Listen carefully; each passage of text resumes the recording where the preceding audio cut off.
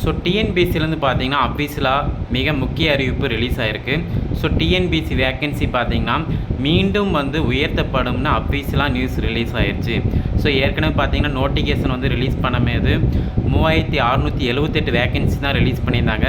So அதனால் பார்த்தீங்கன்னா இப்போ வந்து கலந்தாய்வு வரை பல துறைகளிலிருந்து பார்த்தீங்கன்னா கவுன்சிலிங் போயிட்டு இருக்குது. ஸோ இந்த பணியிடங்கள் பெறப்பட்டு மேலும் பணியிடங்கள் அதிகரிக்க அதிகமான வாய்ப்பு உள்ளது. ஸோ இப்போ நோட்டிஃபிகேஷன் ரிலீஸ் பண்ணும்போது பார்த்தீங்கன்னா 3678 வேக்கன்சி. ஸோ இதுக்கப்புறம் வேக்கன்சி பார்த்தீங்கன்னா இன்க்ரீஸ் ஆகும்னா அஃபீஷியலாக ரிலீஸ் பண்ணிட்டாங்க. ஸோ டிஎன்பிஎஸ்சி குரூப் 4க்கு எக்ஸாம் அப்ளை பண்ணதுக்கு லாஸ்ட் டேட் பார்த்தீங்கன்னா 24/5/2025. ஸோ மே 24 அப்ளை பண்ணியிருக்கணும். எக்ஸாம் டேட் பார்த்தீங்கன்னா 12/7/2025. So August 12 TNPSC group 4 exam இருக்கும்.